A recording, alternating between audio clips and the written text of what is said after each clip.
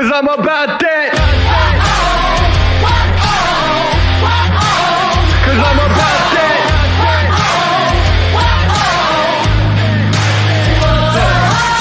I'm about that come up, running up on them fools and talking foolish. Try to get them funds up, killing the mics just like I ran and jewels in. Y'all gonna get done up front, knowing that kid with an attitude, but you can't really blame this motherfucker to do what he had to do. I'm about that cash flipping, I'm getting it on and off the market. Not about that VIP, not me, not never been a fan of carpets. All about that RIP for all of my Jesus gone departed. All about that finish what I started, I'm about that. Top down the night, you're not ready. We ride, we're about that. So high, we see the whole city. We own the night. Down the night, you're not ready. We ride, we're about that. So high, we see the whole city. We own the night. Know that I'm about it. Want it, man, I can bring the drama. But it ain't by chance I'm fucking rapping. You don't really want a problem.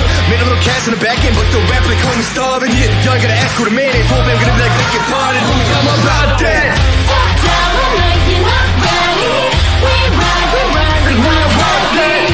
So high, we see the whole city. We own the night. Down the night, you're not ready.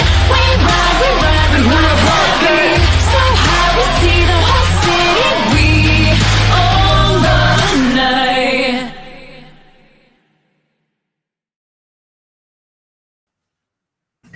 Live from Stream City, USA, it is the YSN Power Hour. Ladies and gentlemen, welcome into a Monday edition of our little show. DJ Yoakley here, and a cast of characters beside me and below me in the Brady Bunch squares. Guys, as we do each and every day, we talk about the national day at hand, and for a lot of us sports fans, it's National Kobe Day, and we'll talk about that. But for us fat kids, it is National Waffle Day. So how do you celebrate National Waffle Day? How do you take your waffles? Are you just a syrup guy, or do you put on all the nooks and crannies? Let's start with Billy Mack. I'm a big. We talk about like what I like before. Blueberries, a little bit of sugar. I'm straight. I like that. Quinn, your waffles? Yeah, just put a little butter on it and some syrup. You gotta love syrup. You sound pretty excited about that. Down to Jamie. Chocolate chips and then some syrup on top. Oh. What happened there? Hey, But yeah, chocolate chips on top, and I like to pour a little bit of syrup, not too much though. Don't want to overpower the waffle. Oh, so you're letting the waffle flavor. You don't want to drown it. Right. I don't want too much syrup. Then it's just soggy and it gets nasty. I can respect that. Let's go to Paul Munson.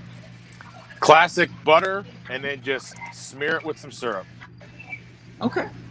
Over to it's all messed up because EB got kicked out. Where are we going here? We're going to Ty. Ty, we talked about your waffles, please. I'm a big fruit guy, so any kind of like blueberry syrup, any kind of blackberry, strawberry syrup, any of that with that fresh fruit on top too. That's it's pretty good for waffles. EB, your waffles. I'm gonna do a Quinn response and say butter, syrup. That's it. Am I the only weirdo that puts like a peanut butter and jelly and then slams them together and starts chowing? I mean, like that. Yeah. To me, that's the best waffle. Is little PB&J. But if I had to pick, blueberry waffles are where it's at. So, what are you giggling at there, giggle sticks up in the corner? It's a great day, man. It's a great day. I'm happy to be here. He's happy Jeff's not in the square. That's why. I am. I'm so happy he's not. Why is here. it such a good day? Jeff's not here, and it's National Mamba Day. It's a great day. It is National Mamba Day, and Quinn, we'll get to that in a little bit, but you're already looking at some Kobe Bryant celebration sneakers. Oh yeah. Got a pair this morning. They got I forget what they're called. They're 5 protos or whatever. They're awesome. Can't wait. Do you guys know what this week is? Does anybody know what this freaking week is? It is time to celebrate because, boys, we High school have football. We have sports is back. We're over the moon excited for that. But football comes back starting this Thursday right here on your sports network. We've got all of the games ready to go. We're listed. We've got teams assigned to them. And we will have pay-per-view starting this Thursday. And you will have coverage from kickoff to the final whistle, from pillar to post right here. And you don't have to even leave your living room if you don't want to. And being that most of the stadiums are at capacity, you probably might want to lean towards this a little bit. Guys, when you look at this season, what are the teams around this area that you're most looking forward to following this football season? Let's start with EB. I'm kind of curious about Latonia, especially since Julia came in. He's kind of turned things around for them. I feel like the EAOC, I guess, graduated a lot of talent last year with Southern losing quite a bit, Columbiana losing quite a bit. So I want to see what he can do. And then, Springfield is Springfield. Everyone knows what the stakes are for that. But it sounds like Poland has a good core nucleus, and I'm really curious to see, is it a lot of talk, or are they going to be able to back it up? So those are two that I'm really looking towards. The fun part about all this is you have announcers that are going to kind of be following the entire year, such as Ty Bartell. Ty, you'll be following the Austintown Fitch Falcons. It's them, obviously, you're excited about, but what other teams are you excited about seeing here around the Valley? One team, and I know it's a huge rivalry every year, and it's not even Boardman that I'm talking about. It's Warren G. Harding. And Harding's football team has always been consistently good. They don't really go into too many slumps. Harding usually has good sports programs. It's kind of what Warren Harding is known for. And as for Fitch, I'm excited. We got TJ Parker coming in this year. It'll be an exciting year with a new coach, and they were very young, and they did pretty good at the end of it last year. So I'm very excited to see what the Falcons can do this year. Just had a conversation with TJ in about an hour ago. So, yeah, we're excited for Fitch Falcon football and all the football here in YSN. I know this guy in the middle is pretty excited about the Eagles, EAGLES, Eagles. He's going to chase greatness. Jamie, what's your look at for the Hubbard squad this year, and are there any other teams that you're excited to watch on YSN? Well, obviously, I'm always excited about Hubbard. I've been into Hubbard football ever since I could remember, lived here whole life. But it's going to be interesting to see. I played 2 years ago, and it seemed like last year we had a struggling year, went 6-4, lost a lot of talent. We lost talent from that squad as well, so it's going to be interesting to see. But my team outside of Hubbard is actually the team in scrimmage, which is Brookfield Warriors. And it's easy to go with like a Springfield or a Poland, but Brookfield actually came into Hubbard and really beat the hell out of us. So being a smaller school, it's going to be interesting to see, how they hold up. Paul Munson, a lifetime South Range Raider, you will have the opportunity to follow some other teams this year. Who are you most excited to see? I want to see how some of these teams are going to do with new head coaches. Western Reserve is one of those teams, and there's a handful of other schools that are out there. I want to see how these first-year coaches coming into these programs are going to do, especially in a shortened season. Everybody's going to make the playoffs, so there's not the pressure to win to make the playoffs, but it's still going to be a pressure to win and get a good seed, maybe have a home game for the playoffs if you can get one. So some of these first-year coaches with these teams I'm excited to see. Quinn, you'll be kind of bumping around as we got music here in HQ. What are your thoughts about teams that are probably most exciting to you? Yeah, the behind-the-scenes wizard is making his presence known today, I guess. Yeah, he is all kinds of noise in the background. Yeah, but he doesn't worry about the bills being paid. No, not at all. I'm kind of like Paul. I'm interested to see specifically Lisbon. I mean, my affiliation with Lisbon. Coach Altenmore's coming in, and I'm excited to see how he does with Lisbon. I'm very excited to see what Marco Ferry can cook up at Latonia. But, naturally, I got to say the Cardinals. At Canfield, big fan of being my school, But I'm really excited to see how Ursuline does. What I've heard from some people and Steve is Ursuline's back. I didn't know they went anywhere, but Ursuline's back, and I'm excited to see how Coach Reardon uses his toys out there and see how it all goes.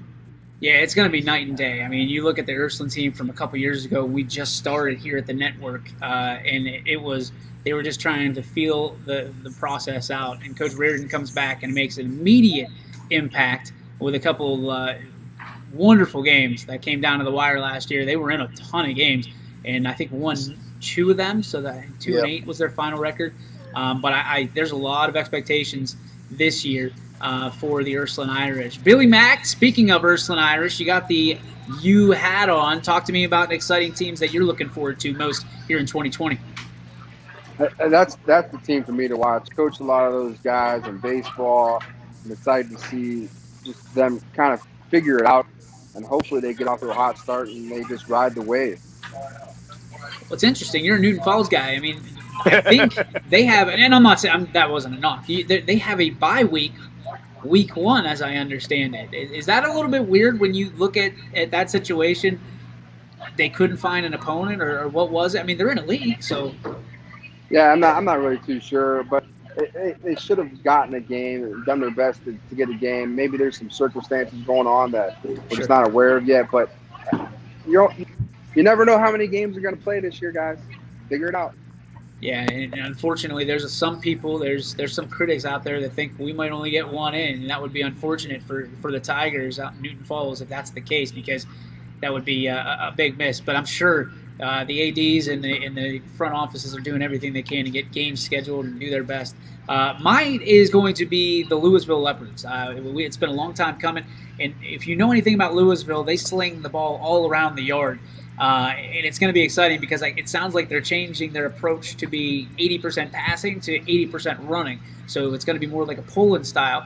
A lot of expectations, as always. I think only 2 losing years in the last 25 for Louisville. So I'm excited to get our first taste here on the network of the Leopards. I'm also excited for, some of these other teams around here. East Palestine coming off an 0-10 season last year, and the only way you could go is up from there. When you look at it, there's opportunity, because you look at Letonia a few years ago, went 0-10, and all of a sudden they broke out and won 4 games and almost made the playoffs the next year.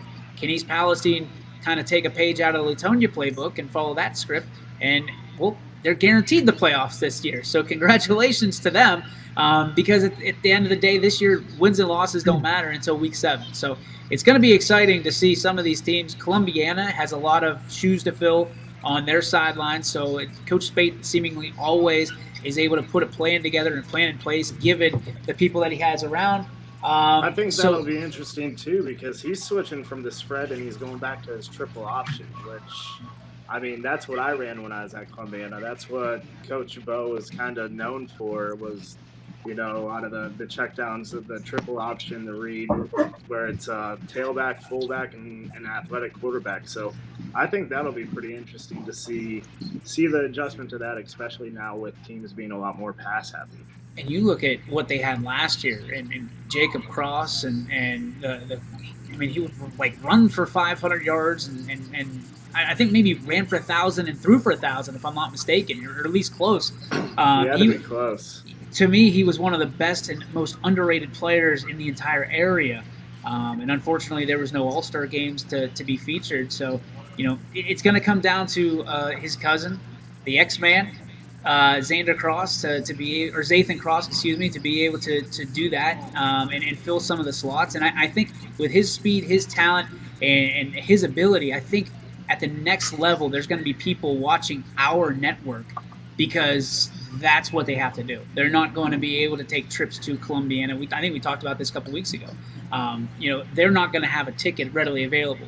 I believe it is a rule amongst most athletic directors that they're not selling at the gate. So if they don't get their ticket early, and most of them will not, you're going to be watching YSN. And I know that's what a lot of people are looking forward to doing. So I'm excited for football. I'm excited for almost everything. But we talked about the teams. Does anybody have to the triple option real quick for a second? Yeah, sure. Because I really love this offense in most high school sports or football, especially because in the Valley, we have so many small schools.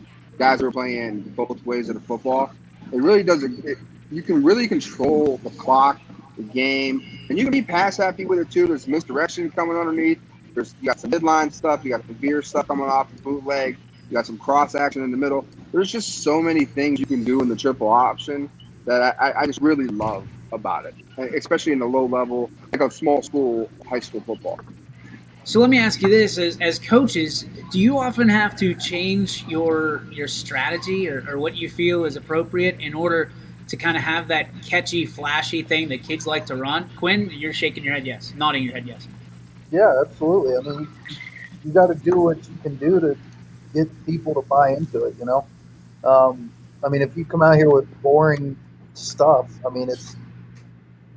you're not going to get the same level of enthusiasm or same level of I don't know what the word I'm looking for is. I don't know what I'm looking for. Buy-in? I guess buy-in. Yeah, I mean, when it comes to football, like if you get that, you're a high-powered offense. You kind of like you're excited to get out there and get rolling and stuff like that. But if you just come out there and do nothing, it's boring. Billy, you're shaking your head. Listen, for years, Hubbard ran a double tight stack guy. It was the most boring offense in the world. You want to know what happened? You look on the sidelines, and there's 80 kids on the sidelines. So they were doing something right at the time. It's not just the high fly, go make big plays. I mean, winning helps cure all that too. Well, let me ask you this. Was there open enrollment in those days? Were there opportunities for kids to actually leave to go to different programs that best fit their talents or their wants and needs? I mean, there was open enrollment at Hubbard. Yeah. Okay, fair enough. Yeah, I mean, to us down here, it's new, and I'm going to go to Paul and unmute him real quick. Go ahead. There we go. Yeah, I don't know. I have to agree with Billy Mack. I don't know if it was so much that you were trying to have the high flying approach and like be flashy to attract kids. I think the way that a lot of coaches look at things is they kind of tailor things to the athleticism of the athletes that they have. So if you've got a quarterback who is a pocket passer, he can't run very well, then you're going to have a pass-happy offense because, get a good line, block for this kid, give him time to throw the ball. He's going to throw the ball. But if you've got a kid who can sit back there and, 1-2 run, and now he's going to take off and he can be a good runner, then you're going to tailor more to like an option offense or something like that, triple option, where you're going to take advantage of the athleticism they have. And that's why at the college level, you look, guys get guys that fit their schemes. You're not going to get a Michael Vick type quarterback if your offense is based around pocket passer, stay in the pocket, throw the ball.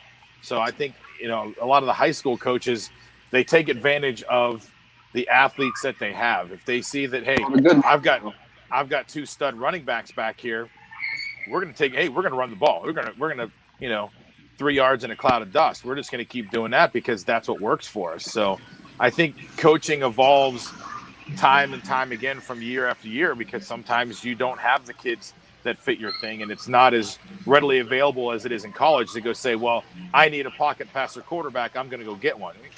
No, you got what you got there. You got 4 years of kids, and you better hope one of them fits your scheme. If not, you need to just kind of evolve and change to something else. Yeah, I'm kind of interested because I've heard stories about actual coaches getting into like Madden playbooks and saying, hey, this is our playbook. Adopt this playbook. Even when you're not on the field, if you're just, do this team's playbook, and then you're actually learning how to run the plays correctly from a computer to utilize it. So to me, coaches have to adjust a little bit to their players and make it somewhat exciting for them to say, hey, we're going to be running the Eagles playbook this year on Madden. So everything you need is going to be here, da-da-da-da-da. I mean, is that something that, Jamie, you could get behind if your coach one day, 2 years ago said, hey, here's our playbook. It's hard, here's the hard copy, but also go, adopt the San Francisco 49er defense because that's the defenses we're going to be running. Would that be exciting for you? And would that go into kind of a decision on, if you can get behind this, or do you look to greener pastures elsewhere? I mean, Hoffman came to me, Coach Hoffman. He's like, hey, we're going to use the Seattle Seahawks offensive playbook this year. Sure, I'd try and use it, but at the end of the day, if I'm losing games, I'm going to have to switch it up like sorry, Coach. But I think it is, a good idea to try and keep people, engaged and try and learn outside of just football time. But I can also tell you from personal experience, it's been 15 years for Hoffman. We've run the same offense, the same plays, and we still have 50-plus kids coming out every year because we do win. And even as a wide receiver, we run the ball 80% of the time. Every year, he goes, hey, we want to be 50-50. But it doesn't matter to us. We still go out, and we do the job that we have to do. Quinn, I think, just sneezed himself off camera. That was incredible. I love you. You muted him so he sneezed, but we could hear him in yours. I know. I didn't mute him. I didn't touch him. He muted himself. That's talent. That's called balance. EB, have you ever used gimmicks like to get the kids excited about something from a basketball standpoint? We haven't. I mean, from a basketball standpoint, we haven't so much used gimmicks. There's just so much different technology out there now that you can use different things. We use a couple different apps to where we can load up the film, or like we can break down stuff from Huddle or upload. If there's a certain, I guess, offense we're trying to run, and a YouTube video might explain it a little bit better, just because you have all these championship series or these championship productions. We can feed them that. Or a lot of times what we do is like we'll go straight to the college coach that we're going to use.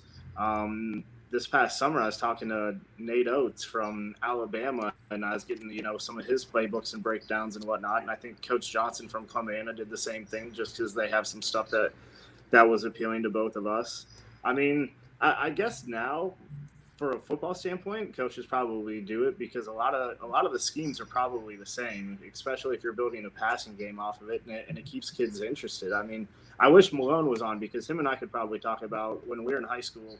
Spate had like 78 different formations, but we were a veer team, and we ran the veer out of every single one. And Cusick used to do a lot of the same thing, where he runs a lot of spread or empty sets, or I guess Texas sets where it's a lot of read options. But he also has his heavy sets where he has the power T or his Brutus package that he uses it, and it's a lot of a Woody Hayes style offense that. It's a lot of different reads, and I'm curious, what Lisbon will do with Matt Aldermore there, or he's probably typically when he was at Latonia was a lot of wing T. So are they going to do the same thing? Yeagley was generally a wing T guy, so same with Julia. So I mean, I like the idea of it just because technology changes and it keeps kids engaged. But there's only so much that you can do, especially when it comes down to the explanation of it as well. So we talk about these players. Who are some of the players you're most looking forward to watching this year from a high school football standpoint, or if there's other sports that you think that we should be looking at them for? I mean, there's players to watch everywhere across this fall, and let's hope it stays that way. Let's start with Ty Bartell. Ty, I mean, covering Fitch as much as you do, they've got a lot of athletes there. Is there anybody that's caught your eye and you're going to keep an eye on for the first 6 weeks of the season? Oh man, there's a lot, and a lot of them are these dual and tri-sport athletes. One that I specifically would like to watch is Nate Leskovac, who's also a basketball player for the Falcons, and he's an incredible all-around athlete for the Falcons. Another one was Devin Sherwood, both football and basketball. Basketball-wise, towards the end of the season, he really started coming into his own, had some big games, and that's going to also help that basketball offense. With the already great team that the Falcons have over there basketball-wise. But, I mean, football-wise, like I said, Nate Leskovac, one to watch just because, I mean, Coach Beanie for basketball even said, like, this kid's just an incredible athlete, and he can do so much on the field, on the court, and just any sport he really plays just because of his athletic ability. I can't wait to watch the Falcons play. I'm really excited, especially for week one. That matchup against Boardman is going to be out of this world. It's sold out there. So the only place, I guess there's a couple of places you can get it. One of the places is YSN, and you can also watch it live elsewhere as well. So there's going to be a lot of eyes on that game. Jamie, is there somebody that you're out there that you're really stoked about seeing, that for either due for a breakout season or due to really set their name apart from everybody else in the Valley? Yeah, it's going to be Hubbard Eagle, actually. I'm going with TC Caffey. He had 786 yards on the ground with 8 touchdowns last year. He's a junior running back. He's already had some real big schools come into the school and, talk to him. So he's been battling a little bit of injuries here and there, but kid's been working out ever since football season ended last year. He is absolutely rocked. And I said last year on air that he ate a combination of Wheaties and steroids, and that could not be more true than how he is right now. I can't believe how freaking huge this kid is. It's insane. Paulie, do you have anybody that's kind of striking your fancy this year that you're going to keep your eye on? And for the life of me, I know we had a problem remembering this. Is that kid from Struthers, was he a junior last year or was he a senior? Junior, I believe. He was a junior. That kid again. I mean, do you know his name? No, I still don't know the kid's name. I'm going to have to go look at our roster sheet and pull his name up. But, I mean, when I got to see him at Struthers, that kid was just amazing. And to know that now they've got a short window and it's all league games and everybody is going to be gunning to try to bottle that kid up, and it's just not going to be possible. I think that kid's going to be, he might run for 1,000 yards in 6 games. I mean, he just might be that type of kid. Very well could. Quinn Pushkar, I think I know who you're going to pick, but I'll let you take the carpet here. All right. I mean, I'm sure you do. It's going to be a kid that could definitely run for 1,000 yards in 6 games. Marco Ferry.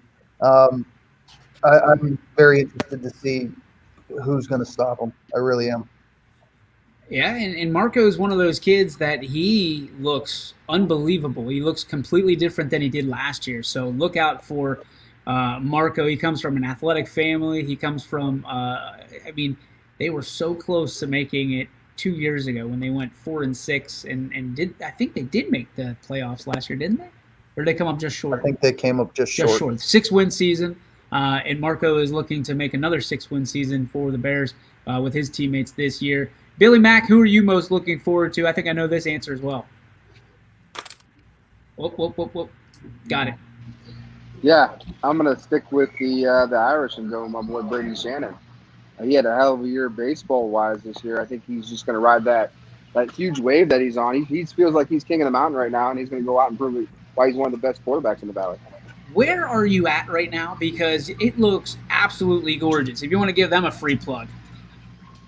Yeah, I'm hanging out at the Lake Club today. We're just kind of chilling by the pool and relaxing. I knew that. I just wanted to give them a free plug. It's you're having a good time, but the and reality. YSU's down over there doing their thing for the golf. Quinn outing, and I were at the golf outing with Steve, and Steve's still there, and he's going to do a little stuff on our behalf with YSU baseball, which we absolutely love. Can't wait.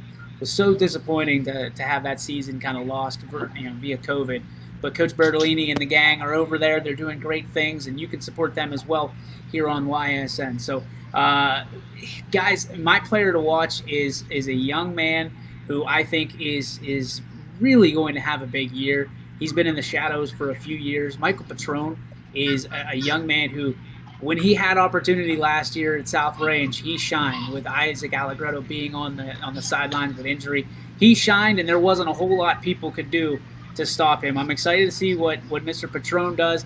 I'm also excited to see a couple of, again, my Bulldogs in East Palestine, excited to see what they can do if they have a bounce back year or not. But when I look to teams that I'm really backing this year, it's Warren JFK. I think JFK can win a state championship and do it running away. They've got a lightning in a bottle running back in Jesse Likens, who is going to be attending the Air Force Academy and playing for them. They also have an incredible defense led by junior Eddie Kiernan, who is just a monster among men. And you're going to hear his name a lot, especially on the defensive side of the football this year.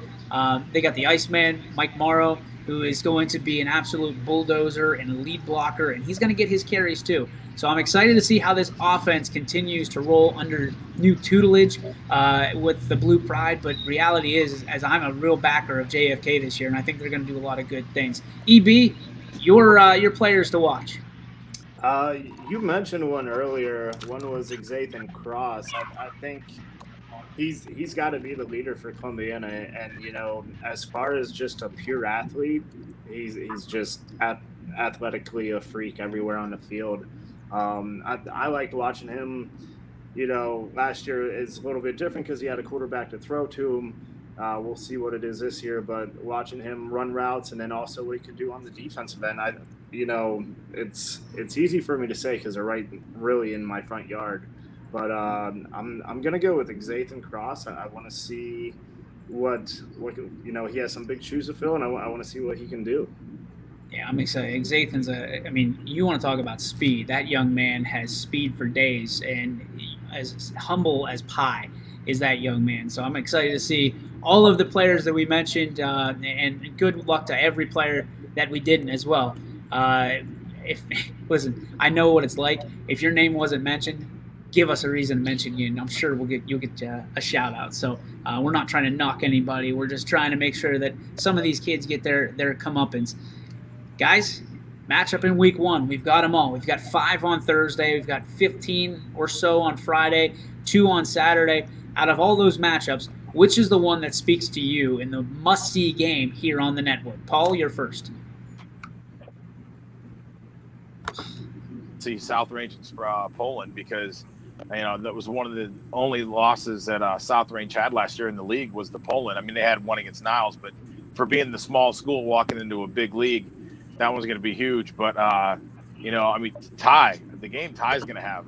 Fitch versus Boardman. That's just your classic SVC matchup from back in the day. I think that's going to be a great one. So, do I even have to ask you, James? I mean, not really. No, I'm gonna have to go with Hubbard Struthers. But I'm looking around here on the YSN website. I was trying to find something before you got to me, and Sorry.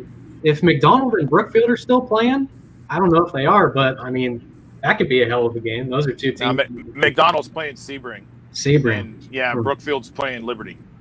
Okay, well then there you go. I'll take Brookfield Liberty. I want to see what Hayden Gibson can do behind center and see what Liberty can throw out there. See if they can bounce back from their tough season last year.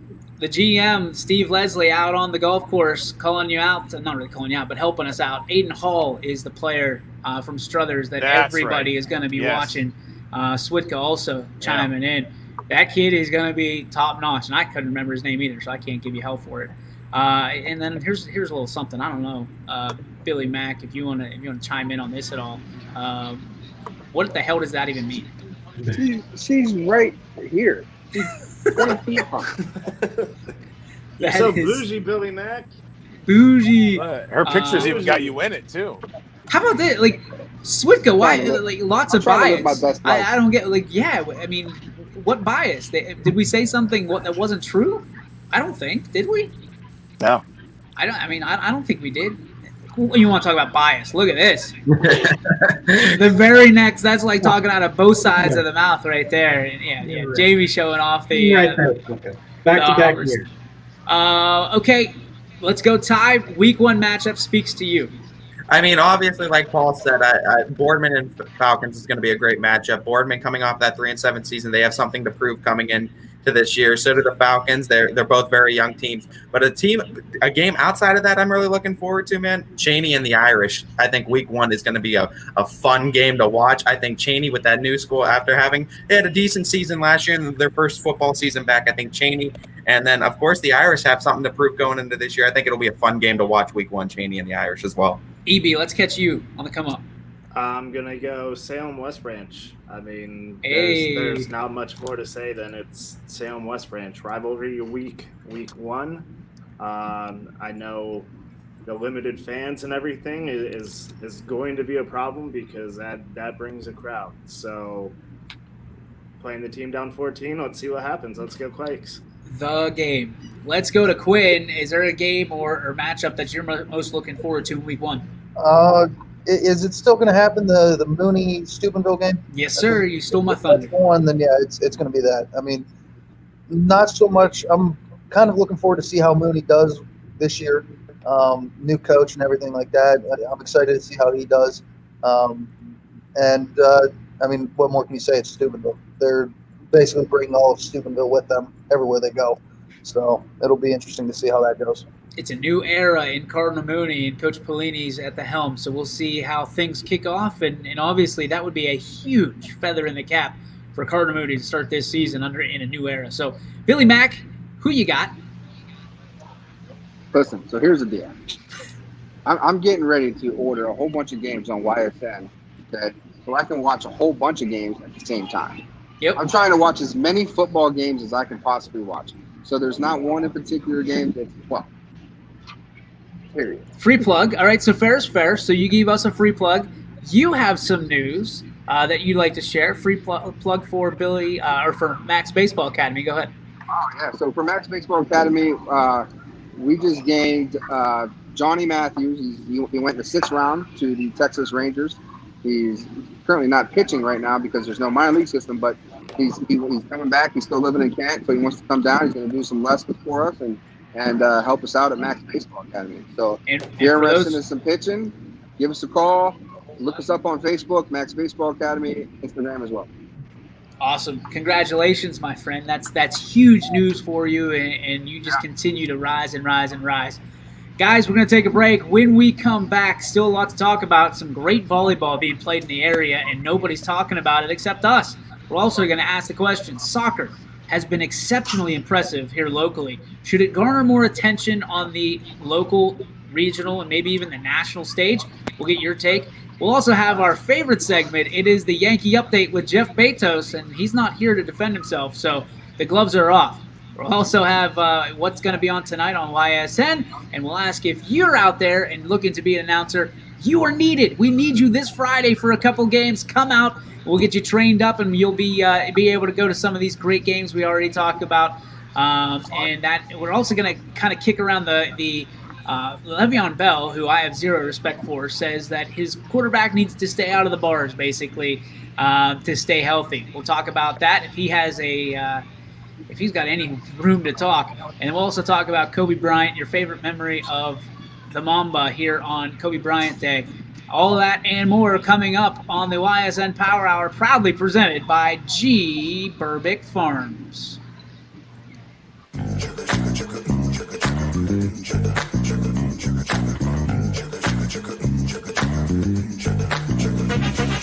Friday night, it's fresh limousine. I'm feeling pretty good about myself, like I'm living the dream. Platform shoes, strutting down the street. It's gonna get hot here, I hope you can handle the heat. Over the years, you watched us grow, and as we've grown, so has the Myers Family Insurance team. Thanks to all of you who have trusted our families to help you with your Medicare needs. Myers Family Insurance looks forward to helping you now for years to come. So call our family today and remind them how cute we are. Myers Family Insurance continues to be the area's resource for all your Medicare and retirement needs. Call today, 330-286-3044. Your teams work hard and give it all they've got. Well, so does ours, because 21 Sports and YSN give you extra effort when covering local sports. 21 Sports and YSN, winning coverage of our Valley's teams. Planning a project around your home or rental property? Trust the electrical service to the local experts with 62 years of serving the Mahoning Valley. Joe Dickey Electric is your local go-to source for responsive, reliable residential electrical work. From everyday maintenance and repairs to new installations, electrical upgrades, and safety inspections, no job is too big or too small. Call Joe Dickey Electric today, 800-549-3976, or visit DickeyElectric.com. That's DickeyElectric.com. Myers Family Insurance knows the importance of a great team. Our team continues to grow to help you with your Medicare and retirement needs. The annual election period is here, so it's all hands on deck to make sure your plans still meet your needs for 2020. Call us today. And welcome back to the YSN Power Hour. DJ Yoakley, joined by a few of my friends. Thank you guys for spending your Monday with us. Guys, here locally, volleyball doesn't exactly get all the hubbub that it deserves. I had a chance to watch some volleyball this past week, got to watch and broadcast Salem on Friday night. They came up on the short end of the stick to a Howland team, but it's a very good Howland team that lost a lot of their, or that kept a lot of their players on the team, where Salem graduated a lot. When you look at volleyball around this area, from our perspective, do you feel like it doesn't get as much as it deserves? Let's start with you, Billy Mack, the baseball guy. I feel like it gets a fair shake. I do. I mean, I hear about it. I don't know any athletes that play personally, but I feel like it gets a fair shake because I do hear about it. So. Okay, Quinn. Well, Quinn completely changed locations. Quinn, what's your take on volleyball? We had a little brouhaha before the show, but go ahead and have your voice heard. I mean, yeah, I guess it gets a fair shake, like Billy said, with everything that YSN's doing. I mean, outside of what YSN does, is they don't get coverage, I've noticed. So is that really fair, I guess? That would be my question. Well, yeah, because I mean, for us, we're the ones doing it, so go YSN. The rest of them can pound salt. I don't really care about them. Paulie, your thoughts on volleyball? Is it getting a fair shake coverage-wise? Sorry. Thank you. I was going to wait patiently. The unfortunate thing is in this area, and it's not just volleyball. It's unfortunate. It's a lot of girls' sports don't get the coverage that they should. There's game of the week in football, but there's not a game of the week in like volleyball and stuff, until we come around and now we can cover it. You look at basketball, there was always a boys game of the week in basketball, never really a girls game of the week in basketball. So, I mean, the unfortunate thing is, the girls sports in general, to kind of lump them all together, don't get the proper coverage that they do locally until somebody like us comes in there and can do that for them. You know, I mean, we've even had, you know, plenty of state championship softball teams around here. I mean, champion, and some teams that made deep runs into the playoffs, and you don't hear a lot about them because I don't know why. I mean, it's unfortunate because a lot of these girls teams are really good, and even their fans don't show up a lot of times, which is unfortunate. You know, everybody wants to see boys. You know, boys football is going to sell out. Volleyball's not. Boys basketball is going to sell out. Girls basketball, not so much. You know, even when they have really good teams, they're not. And that's the unfortunate thing. And it's something that, you know, like Quinn said, you know, good for us. I mean, we cover them. So where else are you going to see them? You come see them right here on our network. I'm going to say something that's probably not going to be very popular amongst this crowd, but I'm going to tell you that I enjoy calling volleyball more than I do the rest of the sports, maybe outside of baseball, and that's it. Volleyball is a fast sport, and it's always something's going on. From a viewership perspective, from a consumer's perspective, if there's a volleyball game on now on TV, I'm watching because I think it's incredible what they can do, the athleticism it takes, and the constant, because it's all reactionary, right? It's all reactionary on defense. So I love watching it, and I wish more people would go to the high school games if they could. I wish more people would go to YSU games. I had a chance to take some of those in last year. It's phenomenal. It's a great sport, and really, girls and women's sports deserve a lot more credit because they are advancing at a rapid pace. It's not, you know, girls sports from years ago, and it's not like youth sports like we used to have, where, you know, if you're playing soccer, it's just a bunch of kids moving around with a soccer ball. There's so many great, talented young ladies and women at the next level now that it's not your mama's women's sports anymore. Jamie, do you enjoy watching volleyball? I do, and you know, I always had a great experience at Hubbard because we had some really good teams. We had one that made a run to the district final, I believe. Maybe it was the regional, I can't really recall. But Adria Powell, she was in my grade. She graduated a year early, went on to Ohio State to go play volleyball. So I've really always been to a couple of games. I've played against her in gym class, and she beat the hell out of me every single time. She was a phenomenal athlete, so I always had tremendous respect for our volleyball team.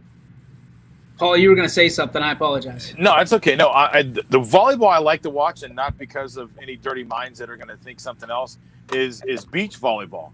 To watch the 2-on-2 beach volleyball, to think about first, you got to cover that entire court with just two people, and try doing it in sand. Yep. You know, it's hard enough to run in sand as, you know, just going to the beach as you want to go to, you know, jump in the ocean. Now you're trying to like set a ball, you know, bump it, spike it, all that stuff. I mean, to watch those, especially the women's, you know, volleyball, because those ladies are unbelievable. And, you know, when the Olympics come around, that's one of the things I always enjoy watching, because just 2-on-2 volleyball.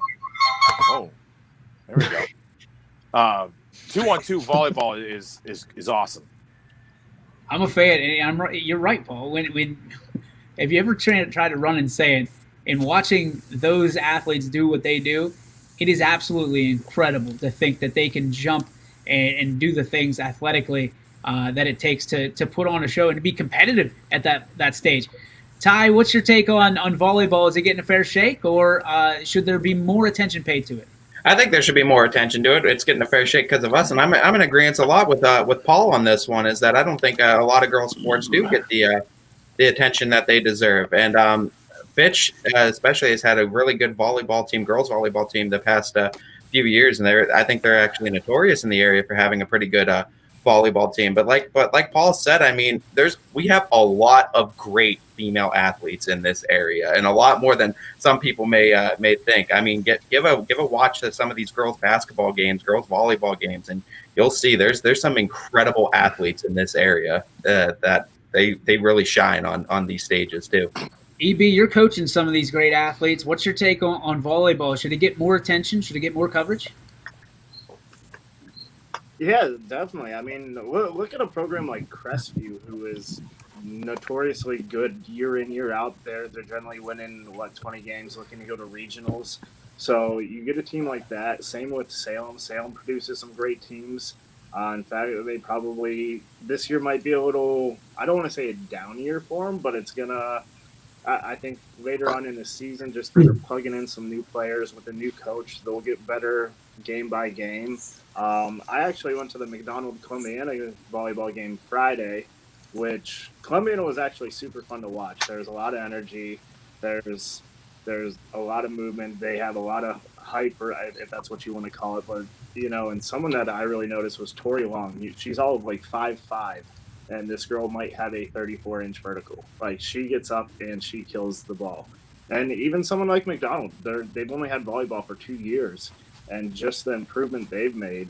And in girls sports in general around here, look at some of the players that are going on to the next level. Look at the Molly Howards. Look at the Danny Vulitiches. Look at the Lampardis from South Range. You have great talent around here. And I think if you're in those circles, people notice. But it's really time for these other people who are just fans of any sports in general to start to take notice. I'm with you on that. Let's change the subject. Same topic, just different sport.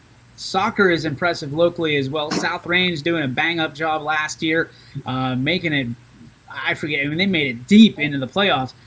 Should it garner more attention? And my kind of twist to the volleyball thing is, I personally don't know enough to carry a conversation about soccer. Do you think that's the problem with the coverage that it gets? Or do you think it's just the general, like, we don't want to touch it because we don't want to sit there for 2.5 hours and watch, a 0-0 game? Let's go to our resident soccer expert, Mr. Quinn Pushkar. I didn't know I'm a soccer expert now. But no, you're absolutely right. I mean, nobody wants to sit at a soccer game. I have a vested interest because my sister plays, and I don't want to sit at a soccer game. It's one of those things. It's not a boring sport to people that know what soccer is, and that's another problem in our area, is that there's not a lot of people that know the ins and outs of soccer and can explain it and all that stuff. But to the average guy or girl who's just kind of going because their friends play and stuff like that, I mean, it's boring. It really is. And people don't want to see 0-0 games like you said. But there's a lot of talented soccer in this area. There really is. First off, it's 0-0, and I'll never have you say 0-0 again. Whatever. You didn't score. Do you think it's a disinterest? Because, I mean, in football, a referee will come out and will signal what the issue was. Will signal it was a holding call. It's going to be 10 yards. Soccer, they just, go out of bounds, and all of a sudden, they just do it on their own. It's almost like self-sufficient, kind of like a backyard game that you'd have for football. Everybody knows what happened. You just kind of line up and do it. Do you think there's just a miscommunication of the rules, and that's kind of setting to why it's not the most popular sport here in the area? Because, again, there's some really good teams. Paul, I know you watch a lot of soccer. It's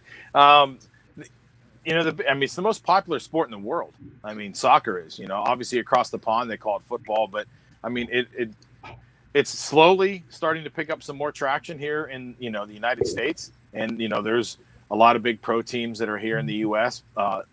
I think I have to agree with you that a lot of it is understanding the sport.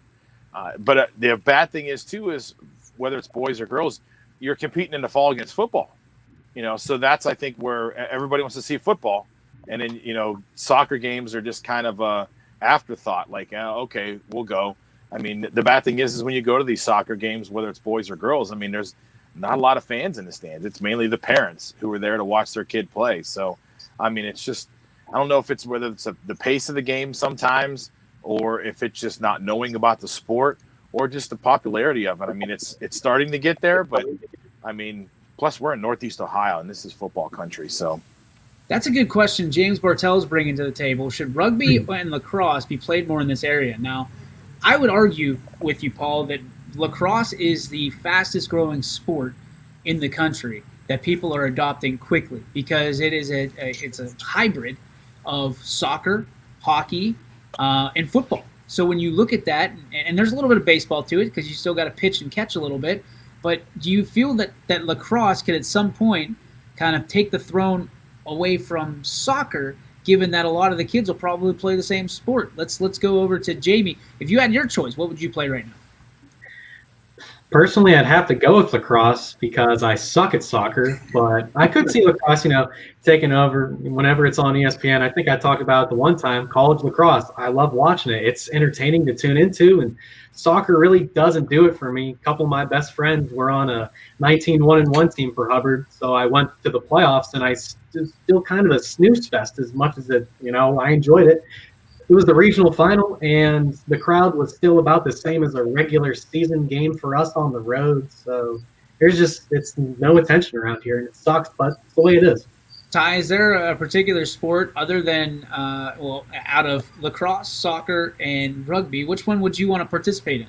Oh, for me, it's rugby, and I've always had a deep fascination with rugby, and it's always a sport that I want to get and garner more attention over here in the States. I think rugby is a very fascinating sport. I think rugby is I don't really see much people talk about rugby, but I know that there's some leagues around here. But I mean, to go on also on the topic of soccer, I agree with Paul. It's American culture that prevents soccer, I think, from being wildly popular. And I mean, like he said, it's the most popular sport in the world, but it's our culture. And I mean, we're like that. We're doing it with baseball too.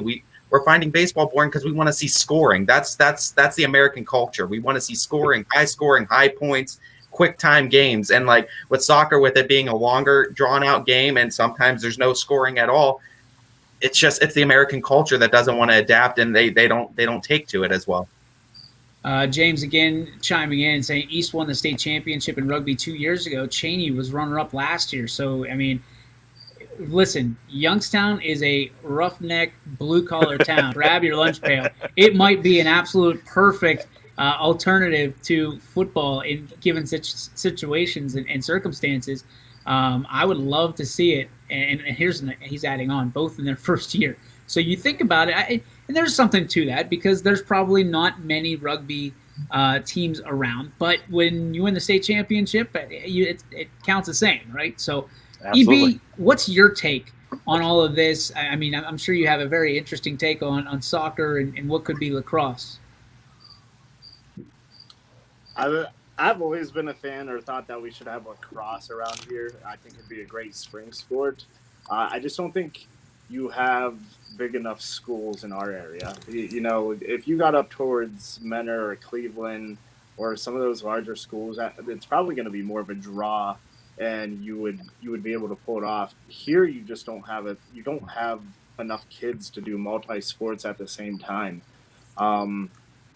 Soccer, I think it depends who you talk to. I learned last night through a couple parents whose children do play soccer at Salem that soccer and basketball, the way that things go and how they move and how they do things are very comparable.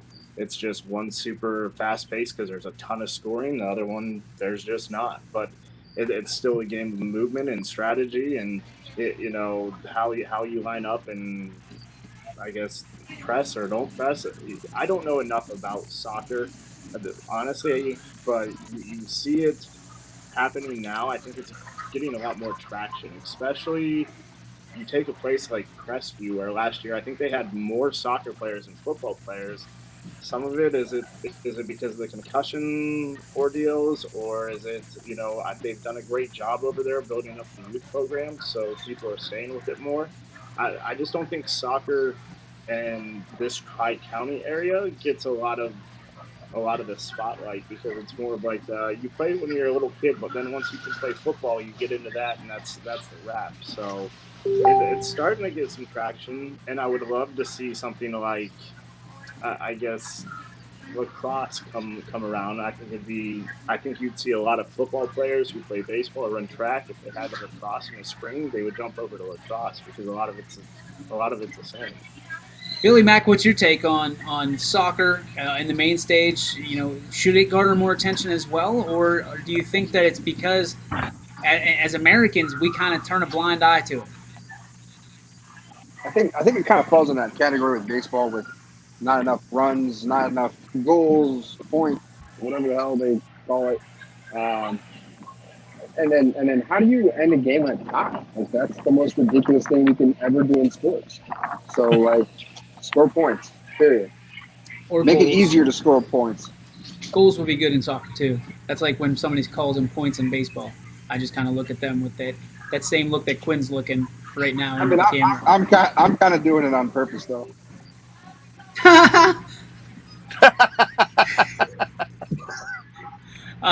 It is time for our favorite time of the Laughed day. so hard I fell off my dinosaur. It is Yankee Update with Jeff Baytos, and today, doing the Yankee Update, because Jeff is not here, is going to be our very own Ty Bartell. Ty, take it away.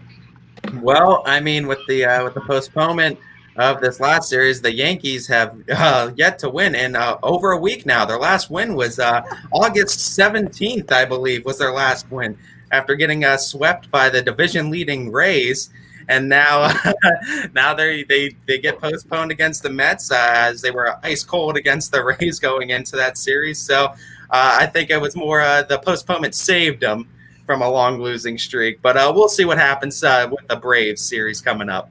I'm very interested to see how our very own mascot himself, Jeff Baytos, will come back and discuss the Yankees, because I think we all know it's going to go a lot like this. It's a 60-game season. We're going to be all right. As long as we make the playoffs, we're going to be all right. Yankees win championship. Aaron Judge is coming back. I just want to say, if the Houston Astros played the Yankees, I think I would root for the Astros at this point because of Jeff. But I still hope that Chapman hits every single player. Root for a tie. Root for a tie. I tell him all the time, he is the guy. He did this to me. I know. I have a Yankees hat. I would love to wear I will never wear my Yankee stuff again as long as Jeff Baytos works here. Just will We not don't want happen. those fans. We don't want those type of fans. You don't want Baytos? No, we don't want Baytos. He lives in Youngstown. He's a rabid fan. Jeff Baytos. He is no longer a Yankees fan. You're he just is a getting rid of him. rebel. I'm speaking for all Yankees fans across the country. Jeff Baytos has been disowned. Wow. So what if you're Jeff Baytos and the Yankees kick you out of their club? Where do you go?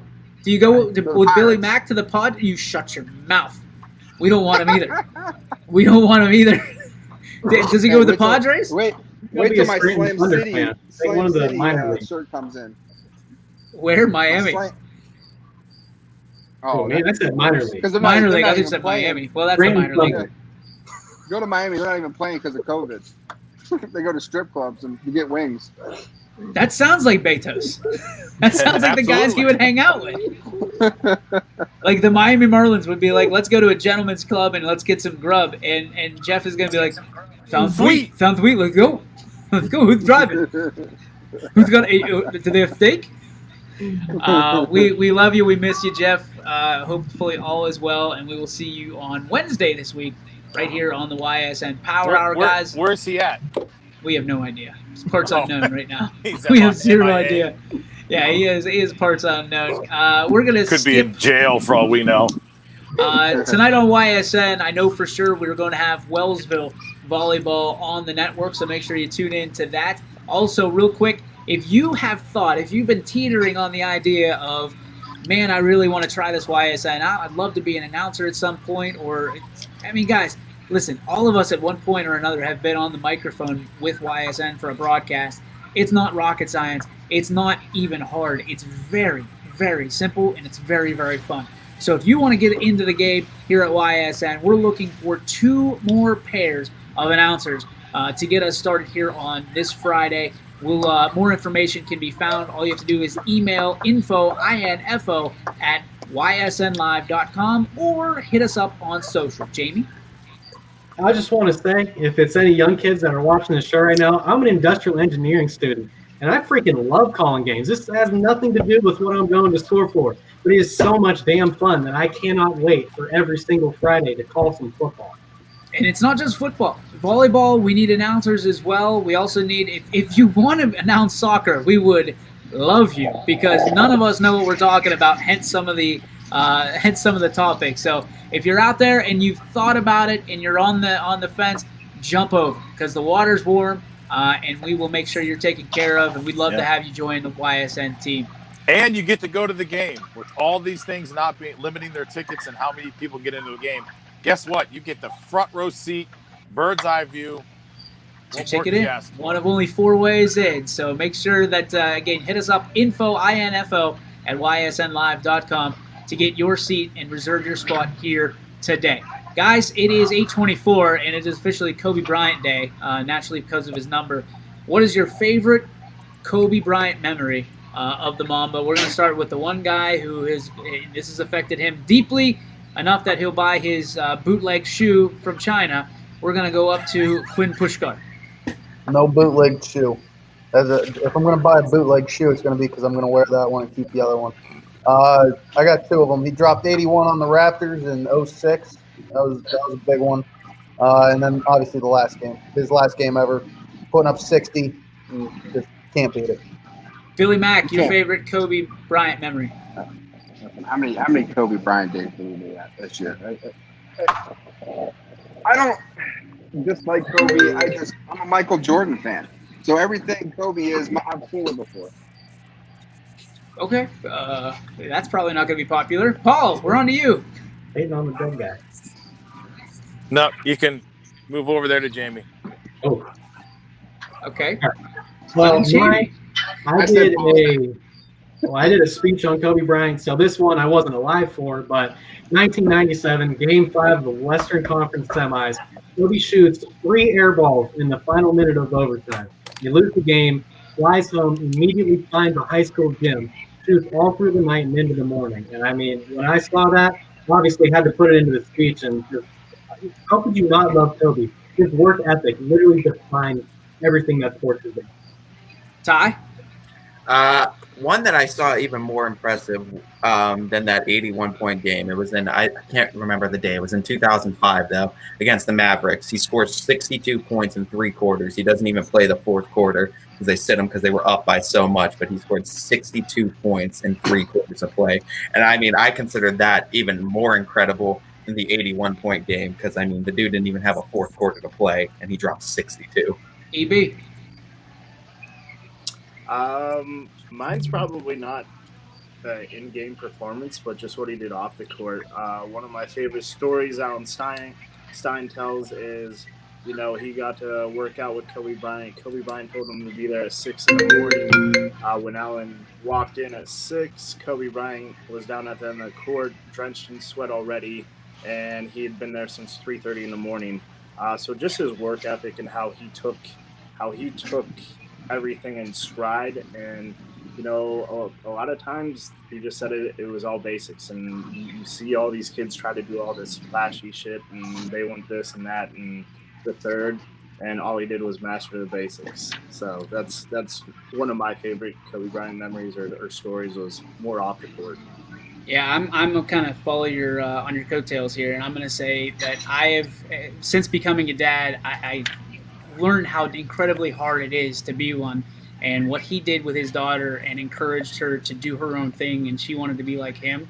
Obviously, it's a tragedy what happened to them, but it's one of those situations that, you know, if you can make an impact as a father, especially not knowing exactly what it's gonna, you know, how things are gonna pan out, and we don't know what it's like to be a girl in today's society. We don't know what it's like to the adversity that they face and some of the things that they go through. So I look up to him as a dad, and the things that he did as a father, I think I can take, you know, bits and pieces away from to raise my girls, and I'm excited about that. And I thank him for the opportunity to know him more than just a basketball player for some of the accounts that people talk about. So he was a hell of a basketball player. Let's not get that twisted. But what a dad, and I think, you know, I speak on behalf of anybody that is a father out there. It's a special thing. It's a special connection that you have, especially fathers and daughters. So, guys, tonight, well, we already went over the YSN stuff. It is time for our G. Berwick Farms What's Your Beef?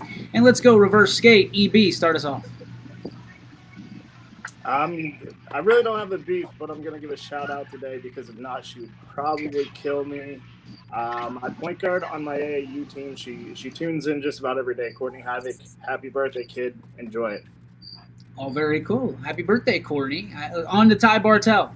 My beef is with people that are so quick to name Giannis as the next one in the NBA. I have a guy that's in the Dallas area by the name of Luka Doncic that had a very Jordan-esque type game last night. and he's been nothing but impressive his first 2 years in the league. And I think if you're going to talk about the next one, he needs to definitely be in the conversation. Quinn, what did Steve call Luca the other day? Donka. Donka. Yeah. Let's go to Jamie Thompson in the middle. You know, I think mine's going to have to be with Struthers. Just getting ready for Friday. Hubbard Struthers. You know, I don't know if you guys have ever been on that Yappy Sports. It's like a little blog thing. A lot of trash talk always going on there. I like tuning in or looking at it, seeing the trash talk, seeing the gossip. So mine's going to be with Struthers. Back-to-back wins. 2 years ago, it was game of the week, 41-0. So I hope you're ready for Friday. Oh, boy. A little locker room material for the Wildcats. Muncie, you're up.